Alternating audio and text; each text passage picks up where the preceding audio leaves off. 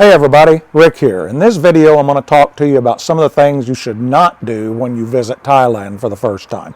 Stick around and let me see if I can't make your first trip go a little bit smoother.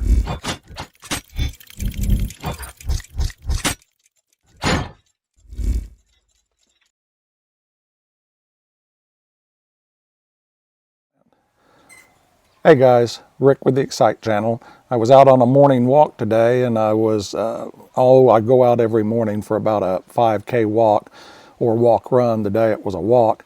And I was coming back through and decided I'd stop over here at the rice farm and cut this quick video and talk to you about some of the things that I would recommend if you come to Thailand as a Westerner that you do not do. Now, I know there's a lot of videos out there about this, but generally the ones I've seen have been talking about bar girls and going into Pattaya or some of the party places, and there's a ton of videos on that about the scams and what the people do and that type of thing. So I'm not covering that type of information. What I want to tell you about is just general etiquette I'm finding when I'm out here in the northeast region of Thailand, traveling around to the temples, going to people's homes, visiting different people, and making new acquaintances. So stick around and let's talk about some of the different points and things that I see personally that you should not do when you come to Thailand if you want to be accepted into the culture in general. Whenever you go to somebody's home, take your shoes off before you enter. I know in the United States, people track in, people always leave their shoes on and they're used to it. Some of you already may know this from being over in Thailand, but shoes are considered very dirty and filthy to walk into somebody's home. So if you go into somebody's house, if they invite you in, be sure and take your shoes off and leave them outside the door. It's okay if you leave your socks on, but do not walk in their home with your shoes on. Do not drop F-bombs here. In the United States, people are, F this, F that all the time, nonstop. Over here, do not do that. I wouldn't even curse if I were you. I would keep that very minimal because it is looked at as being extremely impolite. And you talk about getting stares. I've seen some expats that will sit around and they're just F this and F that.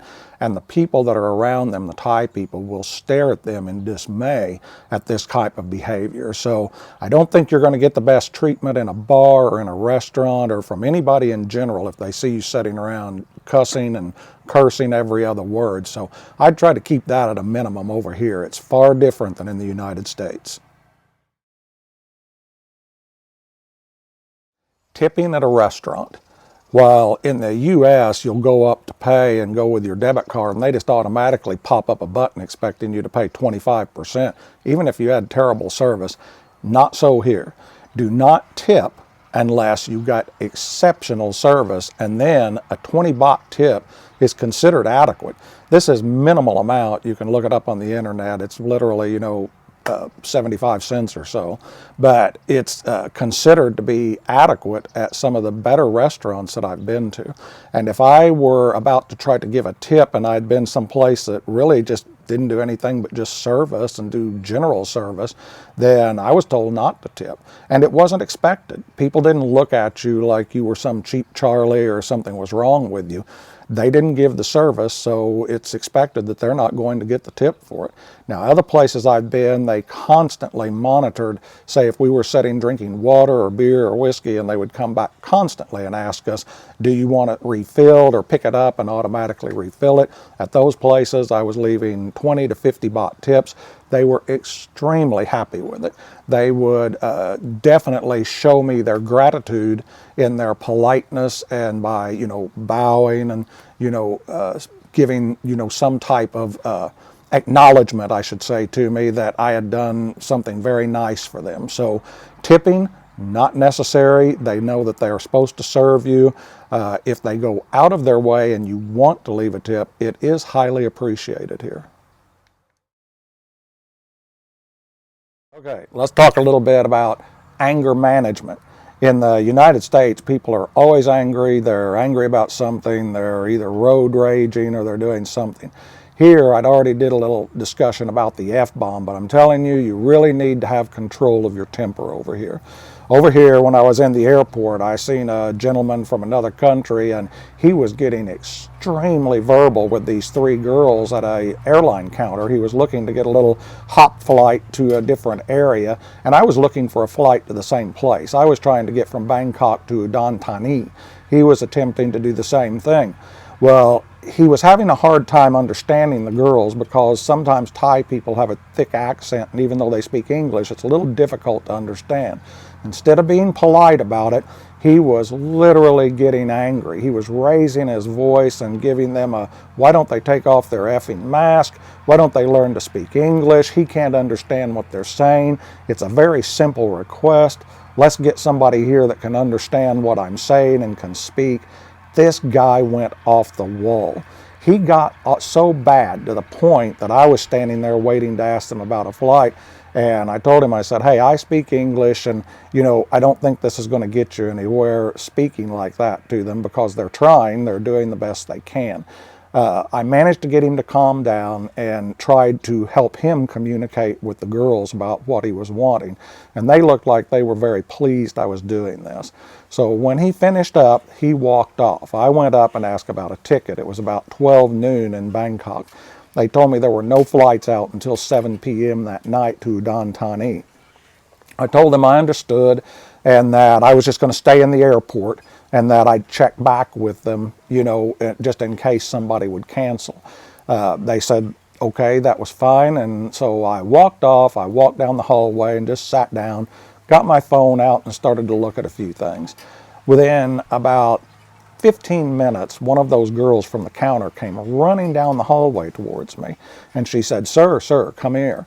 And I said, yeah, what is it? What's the matter? And she said, I was looking all over the airport for you. We have a flight that's leaving in 30 minutes for Udon Thani, and somebody canceled a seat, and I wanted to find you. And I was just blown away. So it kept me from having to sit in Bangkok for another 6 hours. So I told her that was just awesome. Thank you so much. And she said, well, you were polite to us and helped calm that man that was being so angry with us. So that, my friends, shows you that politeness to people in Thailand does not go unnoticed. They tracked me down to give me that seat. They could have gave it to somebody else. They could have gave it to the guy that was hollering at him. But this girl literally went all around the airport. She found where I was at, tracked me down so I didn't have to sit there for 6 hours. So thumbs up to her. And I'm telling you guys, try to your best to be polite, be respectful, and it will get you a long ways over here. Okay, next let's talk about road rage.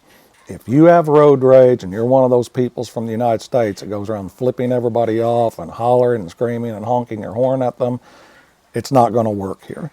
These people manage to drive in congested areas and at intersections that don't have any lights, and they intermingle and they manage to let people in and out, and they don't have any road rage. I have not seen it once, and I have probably driven, I don't know, a few thousand miles since I've been here for the last 60 days. I'm telling you, it is absolutely amazing to me how well these people manage to drive with so few traffic rules. You also don't see police sitting out all around trying to catch people that are speeding. As a matter of fact, I see very few police except during New Year's when they set up these little road checkpoints to check for alcohol or people that are drunk, because New Year's here is a big deal and there's a lot of drinking going on. But in general, we drive around and people are constantly in and out or changing lanes. There's small motorcycles all over the place, and I don't see anybody. I haven't seen one time, guys, that somebody has laid a horn on in anger or flipped anybody off. I've seen no hollering, no getting out of cars, going back and threatening people. I've seen nothing. The worst thing that I have seen at all would be if Tia, my girlfriend, was driving and somebody did something absolutely crazy. She might say something under her breath in the car, and then that's the end of it. I never hear another word. She doesn't rant, she doesn't rave, and I don't see this out of other individuals. The only time I see horns honking here is as a warning.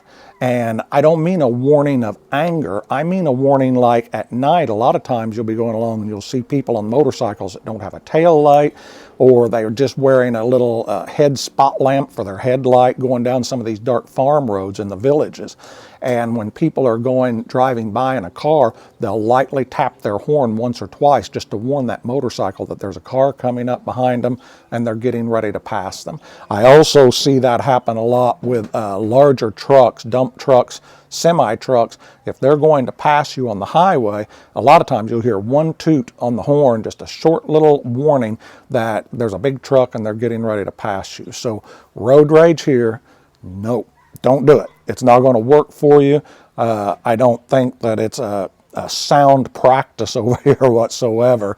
So, get yourself in check and be prepared to drive politely, act politely, and you'll find you can travel around without any issues. Okay, if you hear the word farang, and you're going to hear that a lot over here, as far as that goes, it is not a detrimental term towards you. It's just built into their culture that a white person from another country, the word for them is farang. Now in the United States, we have pronouns, we have this, we have that. Everybody's always taking offense at every darn thing you say. I don't care what you call them. You can't even call some people a man or a woman or they get irritated about it. You have to call them a cat, whatever. But over here, it's not that way. Over here, that is just a generalized term of what they will call somebody that is white from a foreign country. So you can't take offense at that type of thing, and don't throw a fit about it, because they're not going to understand why. It's not meant in a detrimental manner whatsoever. It's not meant to be degrading. It's not meant as bad. It's not putting you in some, racist category or something like that, like you might tend to think from whatever country you're from. It's just their culture. And whenever you come here, you need to accept that culture and understand these things and not be offended by them. And you'll find that life will go a lot smoother and a lot easier for you.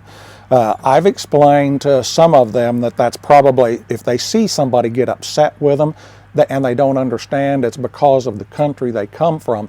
Maybe they look at being categorized with one term as being something that is racist. Most of the time when I've explained this, they've said that they understand, but they don't understand what they're supposed to call us if they don't know our name.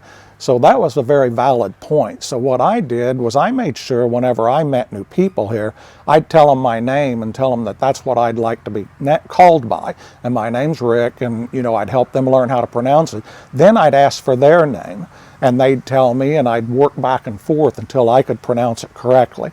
I do my absolute best to remember their name, and that way whenever I see them and I talk to them, I call them by name, and they immediately called me back by my name. So there was nothing intentionally meant bad about it. If you take it that way, get off your high horse. The world's just not about you. There's different cultures and different ways people look at things and do things. And you need to learn how to accept that whenever you travel and get into different places. These are some of the most kindest people I've ever met. They've always treated me extremely well, and they definitely, I can't see they have a racist bone in their body towards me. And I've just been polite, nice, and respectful, and I've had the same treatment in return.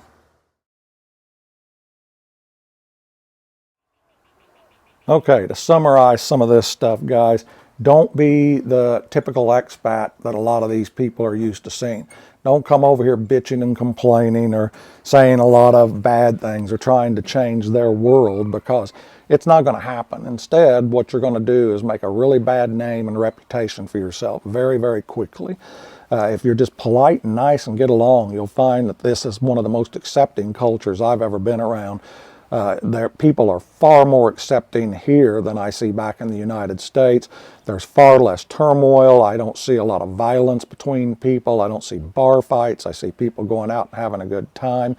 In general, it's just a very happy, nice population of people that they understand how to get along, and they try to work together from what I can see as much as possible. I'm not saying it's perfect. I know that there are people that have disagreements here and they have issues, because I've heard of some and I've seen some, but I don't see it to the extent that I see back in the United States. I don't see a lot of violence. I don't see a lot of shootings. I don't see people attacking each other with clubs, bats, and knives. I see people maybe having a slight disagreement, and what generally happens is if they get, say, upset with somebody, they just kind of shun them for a while. They might, just not talk to them or just not have a lot to do with them for a little bit until everything cools off. And then generally, after that point, it seems to just smooth right out and go back to normal, and things are forgot. The past is the past, and things move on.